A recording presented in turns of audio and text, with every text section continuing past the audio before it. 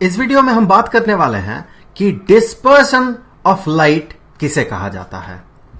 अगर लाइट एक प्रिज्म के थ्रू पास करता है, व्हाइट लाइट, तो ये अपने जो कंस्टिट्यूएंट कलर्स होते हैं, जिसे कि कंपोनेंट कलर्स भी कहा जाता है, उन कंपोनेंट कलर्स में स्प्लिट कर जाते हैं। वो कंपोनेंट कलर्स है red, orange, yellow, green, blue, Indigo तथा वायलेट। यहां पर आपको दिख रहा होगा, देखिए व्हाइट लाइट, ये है व्हाइट लाइट, प्रिज्म के थ्रू ये पास कर रहा है और पास करने के बाद जब बाहर निकल रहा है तो यहां पर देखिए, यहां रेड दिखेगा आपको, ये रेड लाइट है।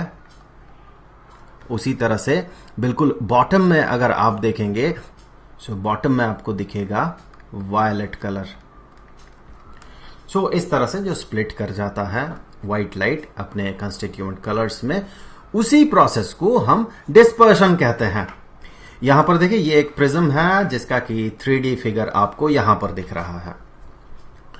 तो इसी के बारे में हम बात करेंगे, क्यों ऐसा होता है उस पे भी हम चर्चा करेंगे और इसके रिलेटेड कुछ टर्म्स जो है उस पे भी हम चर्चा करेंगे।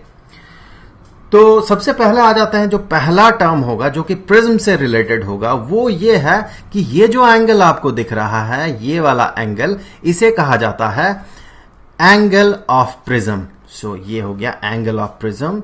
इस फिगर में भी मैं ड्रॉ कर देता हूं, ये जो एंगल है ये है एंगल ऑफ प्रिज्म। और यहां पर ये जो फेस आपको दिख रहा है यहां पर, जो कि स्ट्रेट लाइन दिखेगा इस फिगर में, पर ये जो फिगर है, जो 3 डायमेंशनल फिगर है, उसमें ये जो फेस है ये इसका एक रिफ्रैक्टिंग सरफेस है। उसी तरह से दूसरा रिफ्रैक्टिंग सरफेस इसका है ये वाला सरफेस, इस 3D फिगर में देखे, जहां की लाइट रिफ्रैक्ट कर रहा है, और यहां पर ये देखे इस स्ट्रेट लाइन से हमें दिख रहा है ये रिफ्रैक्टिंग सरफेस। सो ये हो गया रिफ्रैक्टिंग सरफेस, जहां पर लाइट इंसिडेंट करता है पहली बार, उसे हम फर्स्ट रिफ्रैक्टिंग सरफेस कह लेते हैं, और जहां से ये इमर्ज करके बाहर निकलता है उसे हम सेकेंड रिफ्रैक्टिंग सरफेस कहते हैं नॉर्मली। और ये है प्रिज्म का बेस एज यूजुअली। अब चलिए कुछ टर्म्स जो कि यहां लाइट रे से रिलेटेड है, उन टर्म्स के बारे में बात कर लेते हैं। तो मान ले कि ये प्रिज्म है, यहां पर लाइट रे इंसिडेंट कर रहा है, व्हाइट लाइट इंसिडेंट कर रहा है और ये डिस्पर्स्ड हो जा रहा है। तो फिगर को ज्यादा कॉम्प्लिकेटेड मैं नहीं बनाना चाहता हूं, तो इसीलिए मैं क्या करूंगा, यहां पर मोनोक्रोमैटिक लाइट कंसीडर करूंगा, मतलब एक ही फ्रीक्वेंसी का लाइट। इससे क्या होगा कि यहां जो स्प्लिट कर जा रहा है ना लाइट रेज, अलग अलग फ्रीक्वेंसी के लाइट रेज अलग अलग एंगल में ये जो डेविएट कर जा रहा है वो नहीं होगा। तो उससे क्या होगा, फिगर जो है वो सिंप्लीफाइड होगा। यहां मेरा कहने का मतलब है, जो व्हाइट लाइट यहां इंसिडेंट कर रहा था, वहीं पर हम कंसीडर कर लेंगे यहां येलो लाइट इंसिडेंट कर रहा, सिर्फ येलो लाइट। हमें सिर्फ टर्म्स को समझना है, लाइट रेज से रिलेटेड, डिस्पर्शन से रिलेटेड जो टर्म्स है, सिर्फ उनको हमें समझना है। इसीलिए ये मायने नहीं रखता है कि व्हाइट लाइट ही इंसिडेंट करे। तो चलिए यहां पर मान ले इंसिडेंट रे कुछ ऐसा इंसिडेंट करता है इस प्रिज्म में, और ये मान ले पी क्यू रे है, पी क्यू रे इंसिडेंट करता है क्यू पॉइंट पे, और ये यहां पर इंसिडेंट करने के बाद रिफ्रैक्ट करेगा, और यहां पर रिफ्रैक्ट करने के बाद ये इंसिडेंट करता है आर पॉइंट पे, ये पॉइंट है आर, और यहां से फिर से ये कर जाएगा रिफ्रैक्ट। तो यहां से ये फिर से रिफ्रैक्ट कर गया कुछ ऐसे, और ये है इसका पाथ। तो इसका जो रिफ्रैक्शन हो रहा है, 2 बार हो रहा है। एक तो इस जगह पे रिफ्रैक्शन हो रहा, जो कि आप समझ पाएंगे इस फिगर में यहां पर, और दूसरा रिफ्रैक्शन जो हो रहा है वो इस पॉइंट से हो रहा है, जो कि यहां पर आपको दिख रहा है ये। तो इसीलिए हम इस सरफेस को फर्स्ट रिफ्रैक्टिंग सरफेस कहते हैं और इस सरफेस को सेकंड रिफ्रैक्टिंग सरफेस कहते हैं। अब यहां पर एक और पॉइंट कंसीडर कर लेते हैं, ये है एस। अब यहां पर देखिए ये जो पी क्यू है, पी क्यू लाइट रे, इसे हम कहते हैं इंसिडेंट रे। ये इंसिडेंट कर रहा है प्रिज्म में, सो ये हो गया इंसिडेंट रे। ये जो क्यू आर लाइट रे है, इसे आप रिफ्रैक्टेड रे कह सकते हैं, सो रिफ्रैक्टेड रे। और ये जो आर एस लाइट रे है, इसे हम कहते हैं एमर्जेंट रे। ये एमर्ज करके बाहर निकल जा रहा है, सो एमर्जेंट रे। अब देखिए इन रेज के साथ कुछ एंगल्स भी एसोसिएटेड होंगे। तो सबसे पहले हम क्या करेंगे, इस क्यू पॉइंट से एक नॉर्मल ड्रॉ करेंगे हम लोग। सो ये नॉर्मल कुछ ऐसा होगा प्रिज्म के इस सरफेस पे, रिफ्रैक्टिंग सरफेस पे, और इसे हमने कुछ इधर प्रोसीड कर दिया। तो यहां हमें कुछ एंगल्स मिलेंगे। तो सबसे पहला जो एंगल कंसीडरेबल एंगल है वो कुछ ये वाला एंगल होगा। ये एंगल मान ले ये एंगल है आई। इस आई को हम कहते हैं इंसिडेंट एंगल या फिर एंगल ऑफ इंसिडेंस। सो ये एंगल ऑफ इंसिडेंस है, एंगल ऑफ इंसिडेंस। उसी तरह से यहां एक और एंगल दिखेगा, वो एंगल है ये वाला एंगल, ये एंगल। सो इसे चलिए R1 से डिनोट करते हैं क्योंकि आगे चल के एक और एंगल हमें मिलेगा इसी तरह का। सो यहां पर ये जो R1 एंगल आपको दिख रहा है इसे हम कहते हैं एंगल ऑफ रिफ्रैक्शन। सो ये है एंगल ऑफ रिफ्रैक्शन। थोड़ा और प्रिसाइजली अगर कहें, so angle of refraction in prism. So prism के अंदर जो एंगल ऑफ रिफ्रैक्शन है। उसी तरह से अगर आप देखेंगे तो आप पाएंगे कि कुछ और भी एंगल्स हैं। इसके लिए ये जो R पॉइंट है यहां से हम नॉर्मल ड्रॉ करेंगे इस प्रिज्म से, या प्रिज्म के सरफेस पे, माफ कीजिएगा, प्रिज्म के इस सरफेस पे, रिफ्रैक्टिंग सरफेस पे, और हमें मिल गए और कुछ एंगल्स। तो सबसे पहले देख लेते हैं ये वाला एंगल क्या होगा। ये वाला जो एंगल है यहां पर, ये एंगल, इसे नाम भी देना होगा एक। चलिए इसे नाम दे देते हैं। ये जो एंगल है ये है R2। तो इस R2 को इसे कहा जाता है एंगल ऑफ इंसिडेंस, क्योंकि ये भी इंसिडेंट कर रहा है।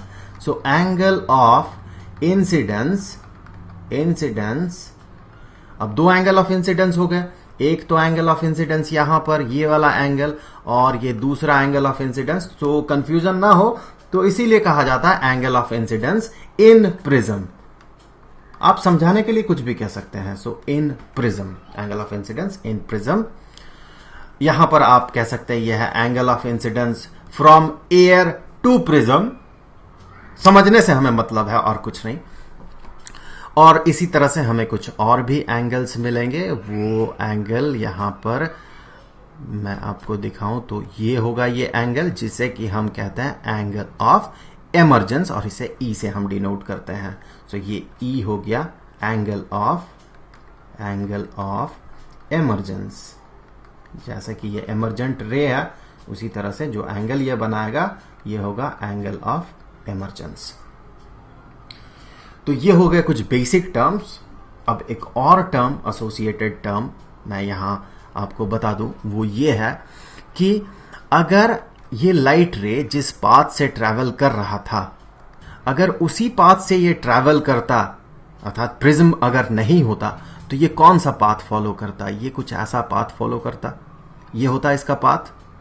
लेकिन प्रिज्म के एग्जिस्टेंस के कारण उसका जो पाथ हुआ वो पाथ कुछ चेंज हो गया। वो पाथ कुछ ऐसा है, यहां पर देखे, अगर नहीं रहता ये प्रिज्म तो ये इस डायरेक्शन में आगे बढ़ जाता लाइट रे, ये पी क्यू लाइट रे जो है। पर प्रिज्म के एग्जिस्टेंस के कारण इसका जो पाथ है ये पाथ कुछ ऐसा बन गया, तो डायरेक्शन इसका चेंज हो गया लाइट रे का। हम कह सकते हैं लाइट रे डेविएटेड हो गया। तो यहां पर ये जो एंगल बना रहा है, यहां पर इस एंगल को हम कहते हैं एंगल ऑफ डेविएशन, और इसे हम डेल्टा से डिनोट करते हैं। सो ये डेल्टा, ये हो गया एंगल ऑफ डेविएशन। ये लाइट रे कितना डेविएट कर रहा है। यहां पर पहले ही ये क्लियर होना चाहिए कि ये जो एंगल ऑफ डेविएशन है ये इंसिडेंट एंगल पे डिपेंडेंट होता है, प्रिज्म के रिफ्रैक्टिव इंडेक्स पे डिपेंडेंट होता है। प्रिज्म के जो एंगल है, जिसे कि एंगल ऑफ प्रिज्म कहते हैं, यहां है वो एंगल ऑफ प्रिज्म। सो उस पे भी डिपेंड करता है। तो मैं यहां भी लिख लूं, ये ए जो है ये है angle of prism, angle of prism. तो ये बहुत सारे फैक्टर्स पे डिपेंड करता है। साथ ही साथ ये जिस लाइट रे के लिए हम एंगल ऑफ डेविएशन पता कर रहे हैं उस लाइट रे पे भी डिपेंड करता है। इस फिगर में ये बिल्कुल क्लियर हो जाएगा आपका। तो अगर मान ले कि अगर लाइट रे जो व्हाइट लाइट यहां इंसिडेंट कर रहा है वो अगर यहां पर रिफ्रैक्टेड नहीं होता, अर्थात यहां पर प्रिज्म अगर नहीं होता तो इसका जो पाथ होता ये पाथ कुछ ऐसा होता। लेकिन यहां पर प्रिज्म के एग्जिस्टेंस के कारण ये जो व्हाइट लाइट है ये स्प्लिट हो गया और रेड लाइट जो है उसका जो कंस्टिट्यूएंट कलर है, रेड कलर का जो लाइट है वो लाइट भी डेविएट किया, वायलेट भी डेविएट किया, सब डेविएट कर गया। लेकिन एंगल ऑफ डेविएशन सबके लिए अलग अलग हुआ। कैसे? यहां पर आप देखें रेड लाइट के लिए जो एंगल ऑफ डेविएशन है वो एंगल ऑफ डेविएशन कुछ इतना है, ये वाला एंगल। चलिए इसे मैं डिनोट करता हूं डेल्टा आर से, डेल्टा डेविएशन के लिए आर, रेड के लिए। उसी तरह से देखें अगर आप वायलेट लाइट के लिए तो आप ये पाएंगे उसका जो एंगल ऑफ डेविएशन होगा वो रेड लाइट का एंगल ऑफ डेविएशन के साथ बराबर नहीं होगा। यहां पर अगर आप इसे प्रोसीड करते हैं तो आप पाएंगे ये जो अब हमें एंगल मिलेगा ये एंगल और वो एंगल, पिछला वाला एंगल, ये दोनों एंगल सेम नहीं है, ये क्लियरली दिख रहा है।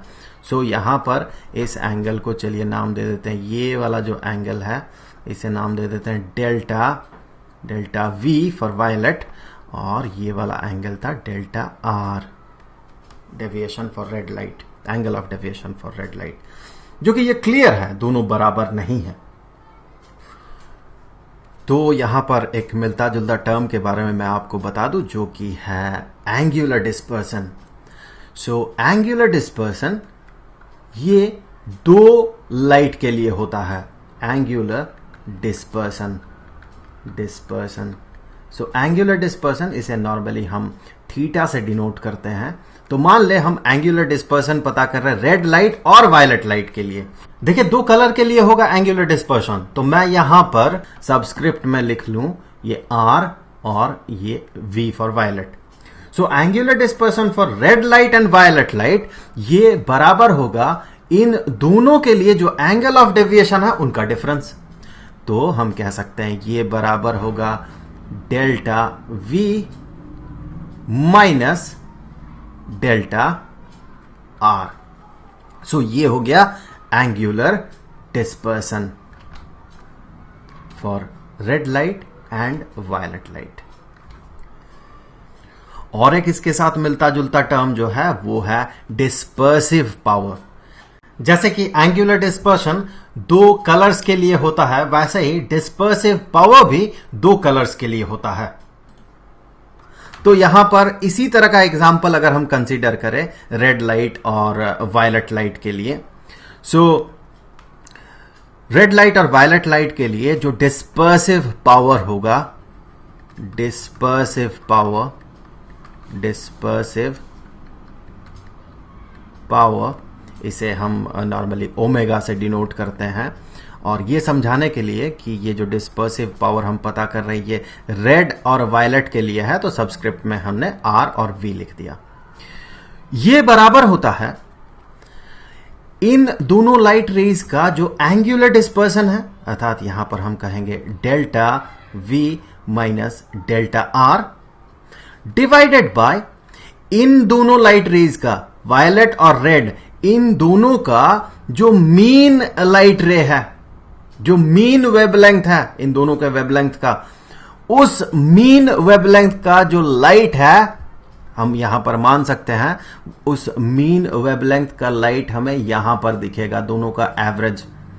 सो ये जो लाइट है ये कितना डेविएट किया, तो चलिए ये जो लाइट है ये मान ले कि कुछ इतना डेविएट किया, उसका एंगल जो है ये एंगल ऑफ डेविएशन हमने माना कि ये है डेल्टा एम।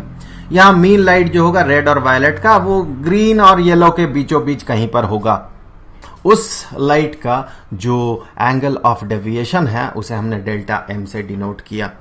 तो जब डिस्पर्सिव पावर पता करेंगे रेड और वायलेट का, तो हम क्या करेंगे, रेड और वायलेट के लिए जो एंगल ऑफ डेविएशन का डिफरेंस है, जिसे कि हम एंगुलर डिस्पर्सन कहेंगे रेड और वायलेट लाइट का, डिवाइडेड बाय उन दोनों का जो मीन वेवलेंथ का लाइट है उसका एंगल ऑफ डेविएशन।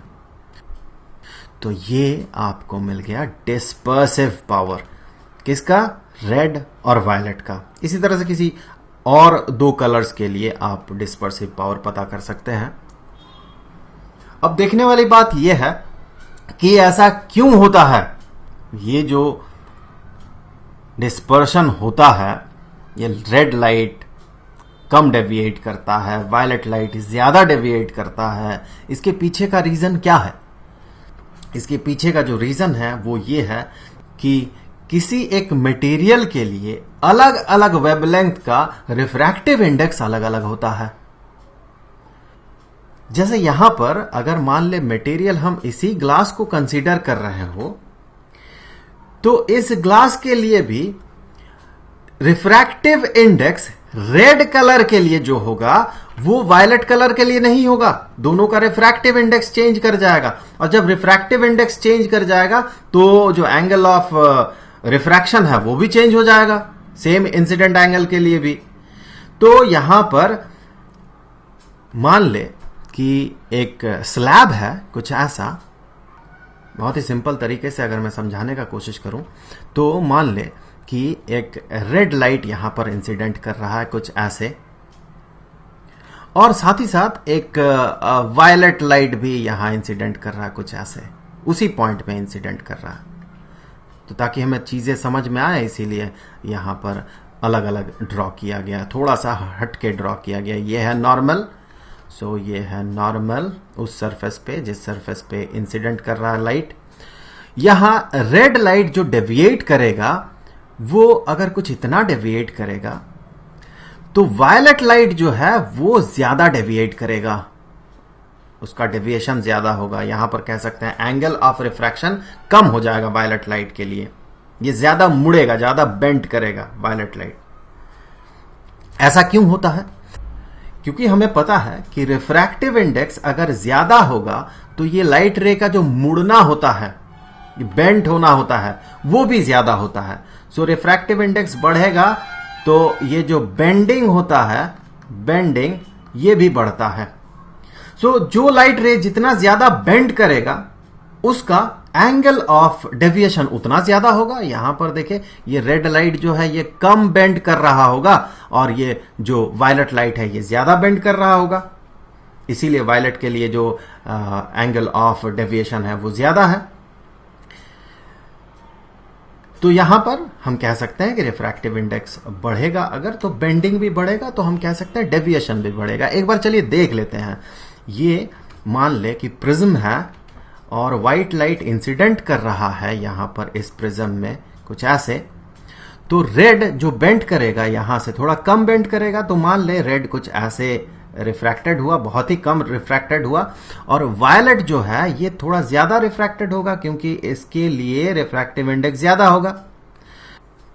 सो ये ज्यादा डेविएट कर गया। अब रेड लाइट फिर से डेविएटेड होगा, फिर से ये कम डेविएटेड होगा, लेकिन वायलेट बहुत ज्यादा डेविएटेड होगा।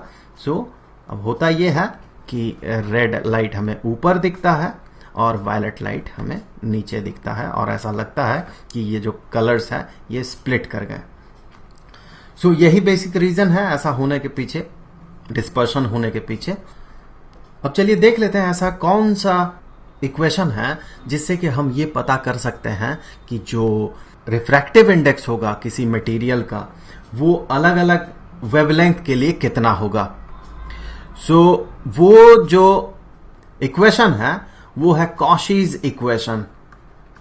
कॉशीज इक्वेशन, कॉशीज इक्वेशन, और ज्यादा अगर एलाबोरेटली कहें तो कॉशीज इक्वेशन फॉर रिफ्रैक्शन।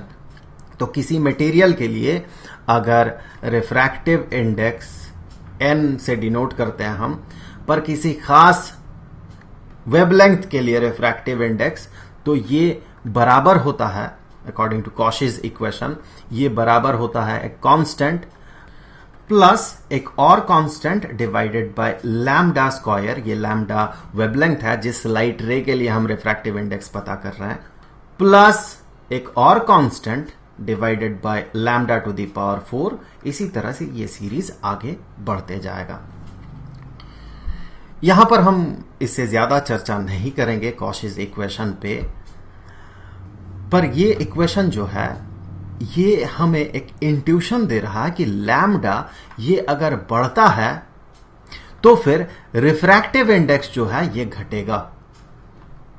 अब रेड लाइट के लिए जो इसका वेवलेंथ है, हमें पता है रेड लाइट का जो वेवलेंथ है ये वेवलेंथ वायलेट लाइट के वेवलेंथ से ज्यादा होता है। तो यहां से हम कह सकते हैं चूंकि वेवलेंथ रेड लाइट का ज्यादा होगा तो रिफ्रैक्टिव इंडेक्स रेड लाइट के लिए, ये अगर इसे कंपेयर करें रिफ्रैक्टिव इंडेक्स वायलेट लाइट के लिए, तो आप पाएंगे कि रेड लाइट का रिफ्रैक्टिव इंडेक्स कम होगा। सो रेड लाइट के लिए रिफ्रैक्टिव इंडेक्स कम होगा, इसका मतलब जो बेंडिंग होगा रेड लाइट के लिए वो कम होगा और वायलेट लाइट के लिए बेंडिंग ज्यादा होगा। यही बेसिक रीजन है डिस्पर्शन का। यहां एक और बात मैं आपको बता दूं, ये जो कॉशीज इक्वेशन है ये पूरी तरह से एक्यूरेट इक्वेशन नहीं है। ये सिर्फ और सिर्फ विजिबल रेंज के लिए ये एक्यूरेट है, लेकिन अल्ट्रावायलेट तथा इंफ्रारेड के लिए ये इक्वेशन एक्यूरेटली काम नहीं करता है। उसके लिए जो इक्वेशन फॉलो किया जाता है वो है सेल्मायर्स इक्वेशन। पर चूंकि कॉशीज इक्वेशन बहुत सिंपल है, ये दिखने में सिंपल होता है, इससे इंट्यूशन बेहतर ग्रो होता है, और चूंकि हमने अपना डिस्कशन को सिर्फ विजिबल लाइट में ही रेस्ट्रिक्ट करके रखा है, तो इसीलिए यहां पर कॉशीज इक्वेशन से हम एक अच्छा खासा इंट्यूशन ग्रो कर सकते हैं। तो इस वीडियो में इतना ही, मिलते हैं आपसे अगले वीडियो में, तब तक के लिए गुड बाय।